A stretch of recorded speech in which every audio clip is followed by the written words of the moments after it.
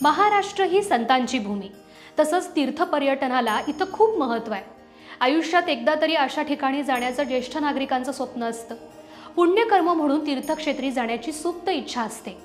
आता भारतात आणि राज्यात अनेक मोठी तीर्थस्थळ आहेत, पण गोरगरीब आणि सर्वसामान्य कुटुंबातल्या ज्येष्ठ नागरिकांना तीर्थयात्रा करण्याचा विचार करूनही शक्य होत नाही। आर्थिक परिस्थितीमुळे किंवा कोणी सोबत नसल्यानं तसंच पुरेशी माहिती नसल्यानं अनेक ज्येष्ठ नागरिकांचं तीर्थयात्रेचं स्वप्न पूर्ण होत नाही। आणि यासाठीच आपल्या महायुती सरकारनं मुख्यमंत्री तीर्थ योजना ही सुरू केली आहे। आपलं महायुती सरकार आता जनतेला देवदर्शन घडवणार आहे। पात्र व्यक्तीच्या प्रवासाचा, राहण्याचा आणि खाण्याचा खर्च सरकार करणार आहे। आता या योजनेमध्ये नक्की आहे तरी काय? ही दर्शन योजना 60 वर्षाहून अधिक वयाच्या ज्येष्ठ नागरिकांसाठी आहे।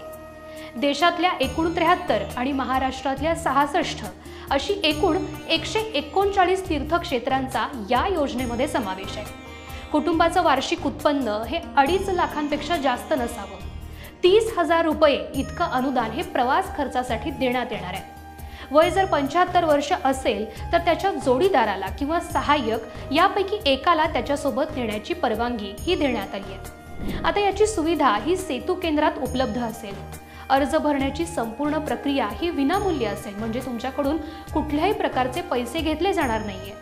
अर्जदारानं स्वतः त्या ठिकाणी उपस्थित राहणं सुद्धा अत्यंत आवश्यक आहे, जेणेकरून त्यांचा थेट फोटो हा काढता येईल आणि KYC करता येईल।